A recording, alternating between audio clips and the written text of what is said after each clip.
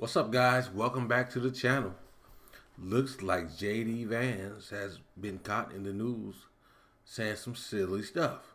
Once again, he's in the news.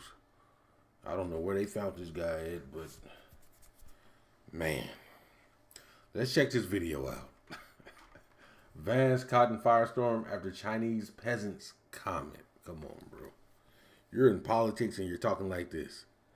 Same thing with Donald Trump. He's in politics and he can say some silly stuff like, what? Let's go.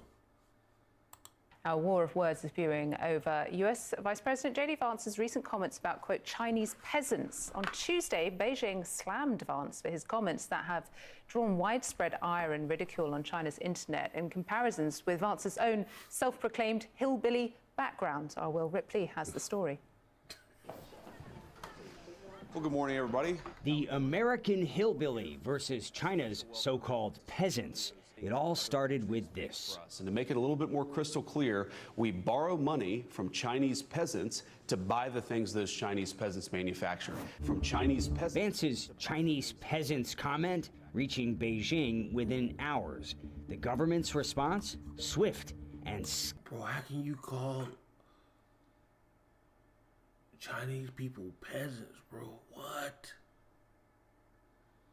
You have Chinese people living in America. You're really going to talk about it? Oh my God. He really said that. Scathing. It's both astonishing and lamentable to hear this vice president make such ignorant and disrespectful remarks. On China's tightly controlled internet, government censors are allowing Vance's interview to go viral, amplifying the outrage, igniting anger and sarcasm. Have you said thank you for the money we lent you? A reference to China being the second largest foreign holder of U.S. government debt, and that infamous Oval Office exchange with Ukraine's president. You should be thanking the president. One hashtag about the Chinese peasants remark shot to the top of China's Twitter-like platform Weibo, with millions of views and counting. Many comments boasting of China's modern achievements. Look, this is their true face, arrogant and rude as always. We may be peasants, but we have the world's best high-speed rail, the most powerful logistics, and leading AI and drone technologies. Aren't such peasants quite impressive? Former Global Times editor Hu Xijin posted on Weibo, this true peasant who came out of rural America seems to lack perspective. Many people are urging him to visit China and see reality with his own eyes. Many in China are interpreting Vance's comments as describing all Chinese people. Some even referencing Vance's memoir and movie. How many times have you seen this? As one social media post put it, the author of Hillbilly Elegy is calling Chinese peasants? Really?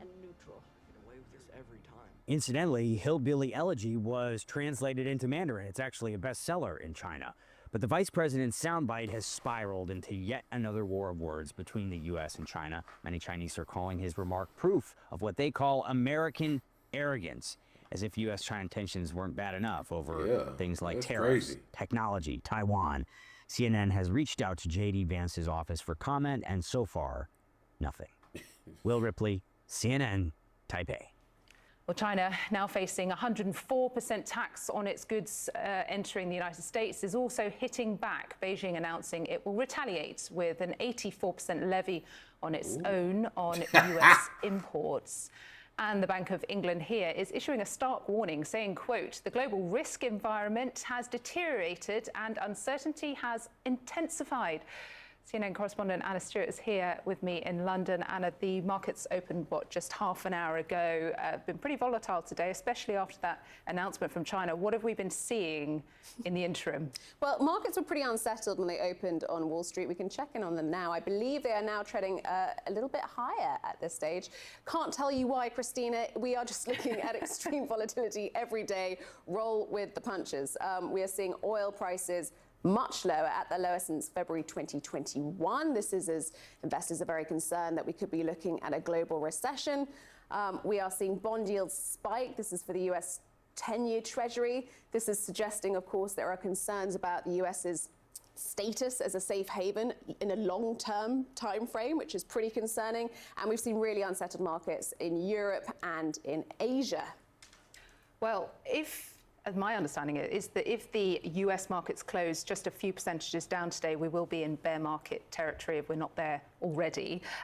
Talk to us about some of the sort of financial terminology we may hear percolating today. Let's give you some light relief. As the markets move. Bear market territory is when an asset or particularly a stock index closes 20% lower than its recent high. So there is a figure that investors have for that, and they'll be watching that very closely. You can be in bear market territory, but not in a bear market until it actually closes at that price. Okay. Dead cat bounce. Now, I don't know who's responsible for this, but the saying is that even a dead cat will bounce if you drop it high enough. This is another one for markets. Now, a dead cat bounce is usually referring to perhaps you're seeing asset prices rise, but then they fall again. So it's just a temporary relief. Perhaps that's what we saw yesterday. You could maybe call that a dead cat bounce. So as people are looking for the market to, quote, bottom out, I mean, this is what we could be seeing. There are people trying to buy the dip is our next one, which is when you're hoping, obviously, as asset prices fall, to try and find its bottom, get it cheap, and hope that prices rise. A lot of people are going to be doing this, for sure.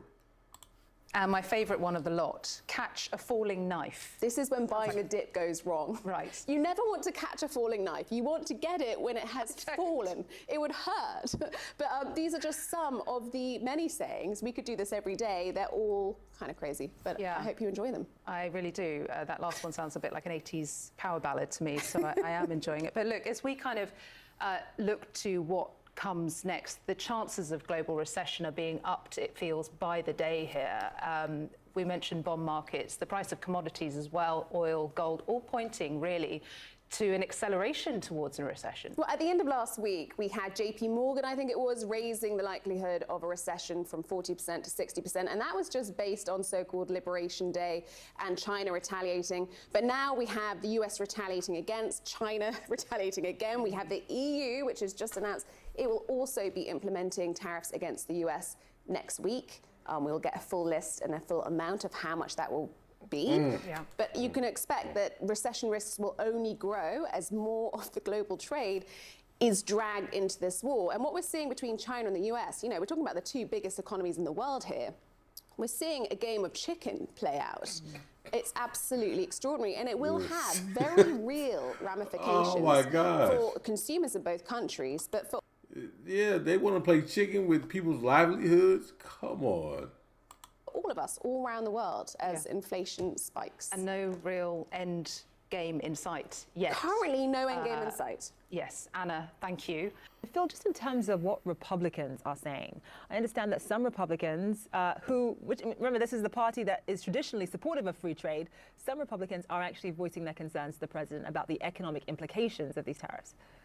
Yeah, it seems like so long ago, right? Where what the president is pursuing here is antithetical to traditional Republican ideology as we all understood it for several decades. And yet he now is the core and the heart of the Republican Party. And so what's been fascinating to watch Republicans, many of whom are diametrically opposed to even the general idea of what's been launched over the course of the last several weeks, let alone over the course of the last 11 hours, is trying to figure out how to tell the White House they don't know that this is necessarily a great plan, but also not get into the crosshairs of President Trump. Now, there have been some Republicans, particularly Republican senators, who have made clear they are very wary of the direction that this is going. But guys, I think it's important to note Congress long ago handed off the tariff authority over to the presidency.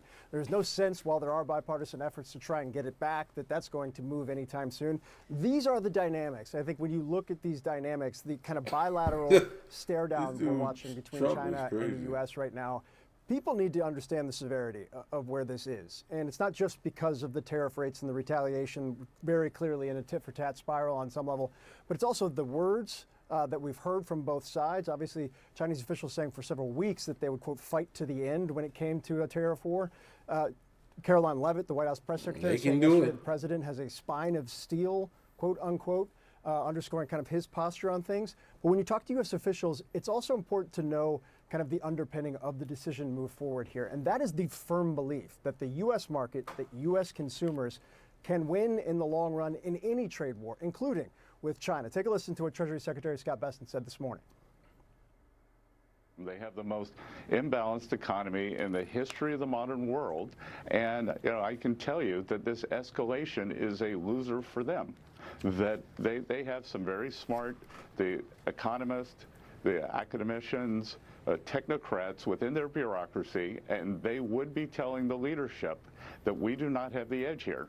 They are the surplus country, that their exports to the U.S. are 5 times our exports to China. So they can raise their tariffs, but so what?